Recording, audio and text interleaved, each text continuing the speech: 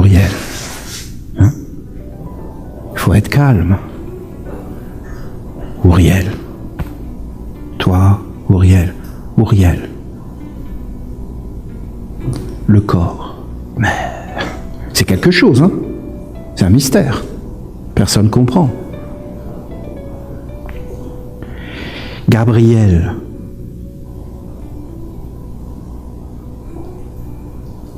La terre et l'eau. La terre et l'eau. Gabriel, Uriel. L'eau. L'eau, tes yeux. Tu vois tes yeux, l'eau? Tes yeux. L'eau, ton regard. Tout est vivant. Tout est vivant. Vivant. Tu es animé par de l'eau des pensées, des envies, des choses. C'est subtil. C'est Gabriel. Raphaël, le soleil. Inspire, expire. Le souffle. Le souffle. Comment tu fais? Comment tu vis sans souffle? Le souffle. Ah, mais c'est pas le souffle, hein. C'est pas que le souffle. Les anciens gnostiques, ils disaient un néon. Un néon, c'est très difficile de traduire. Un néon, ça veut dire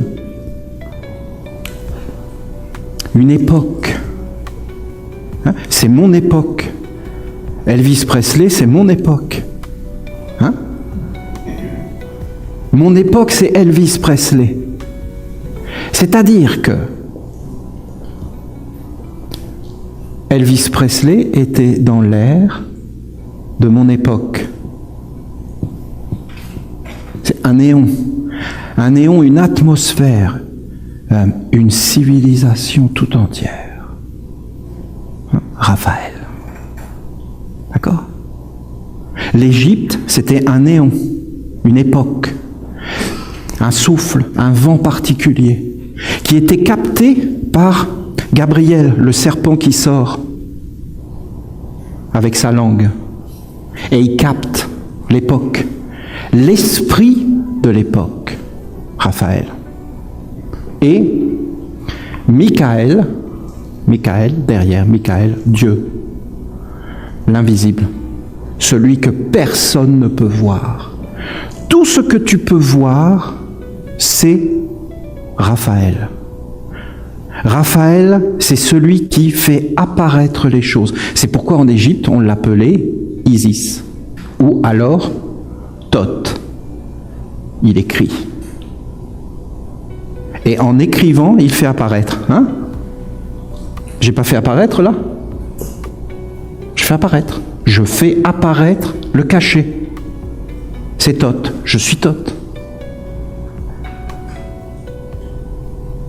Après, Isis, c'est beaucoup plus grand parce que Isis, elle le fait apparaître subtilement. Tu rentres dans des temples, elle a tous les voiles. C'est-à-dire toutes les facettes de la vie, jusqu'à la révélation. Vous entendez le mot révélation? Ça vient du latin révélare, revoiler, couvrir d'un voile, révéler, mettre un voile. Montrer quelque chose, c'est le cacher. Comment expliquer toutes ces subtilités? C'est ce que pensaient nos ancêtres. Tu fais apparaître quelque chose en mettant un voile qui le révèle.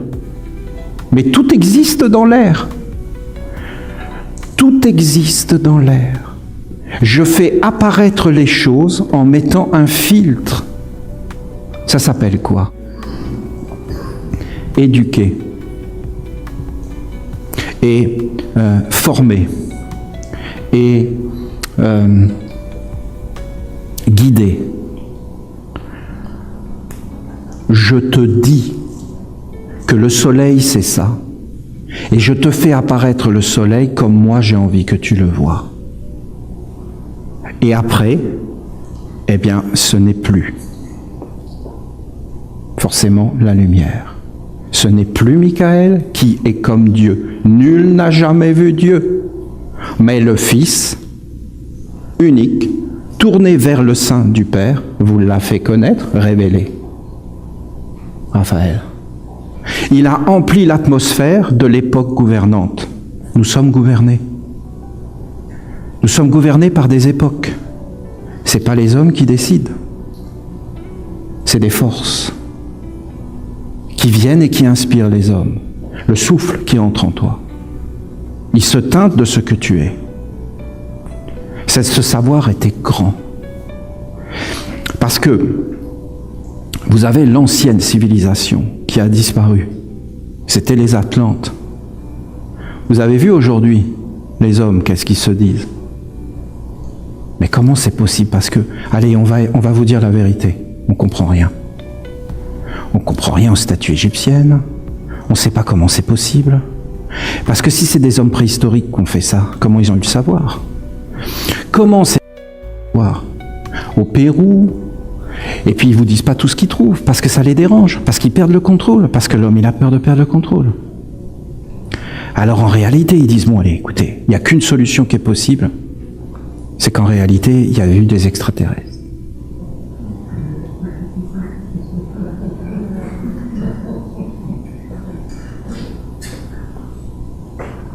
Et là, ils vous amènent toutes les preuves. Hein. Ils sont perdus.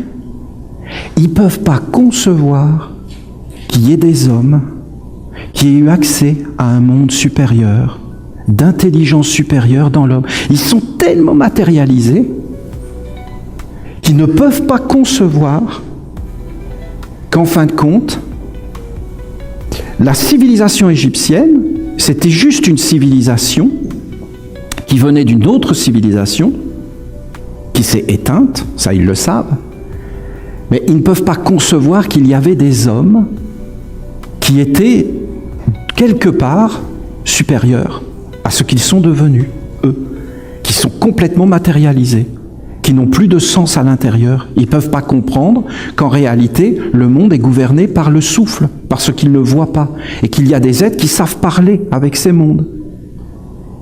Alors ils inventent des théories qui sont dans une destruction totale de tout ce qui est beau, de tout ce qui est grand.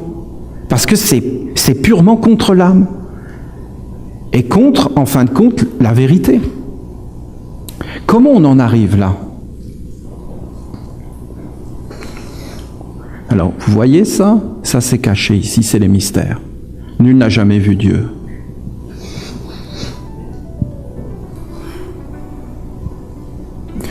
Derrière les mystères du soleil, derrière le soleil, il y a un soleil qu'on ne voit pas. Et le soleil qu'on voit nous montre le soleil qu'on ne voit pas. Derrière toi, moi, il y a un monde qu'on ne voit pas. Et le monde qu'on voit, de toi et de moi, montre le monde qu'on ne voit pas. Si toi, tu vis que dans un seul monde, celui qu'on voit, tu vas vers la mort. Mais si tu vis dans les deux mondes, tu vas vers la vie. Qu'est-ce que faisaient les anciens quand ils se couchaient? Ils allaient vers Osiris, vers Michael, vers ce qu'on ne voit pas. Et ils entraient dans le mystère des mystères. Et quand ils revenaient sur la terre, dans leur corps, ils essayaient d'accomplir les mystères de leur Père. La maîtrise.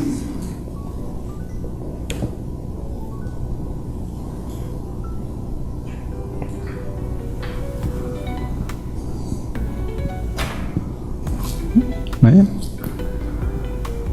Avec les marches et les étapes de la vie, avec les 7 voiles d'Isis, pour rencontrer Osiris. Et c'est quoi ces 7 voiles? Ben, c'est la marelle.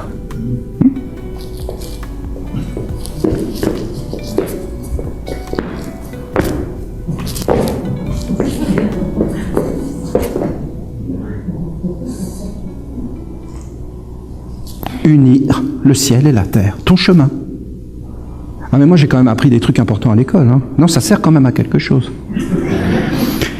Et donc, tu arrives là et tu as tout le chemin de ta vie. Ah, tout le chemin de ma vie. Non mais, et il faut méditer. Hein.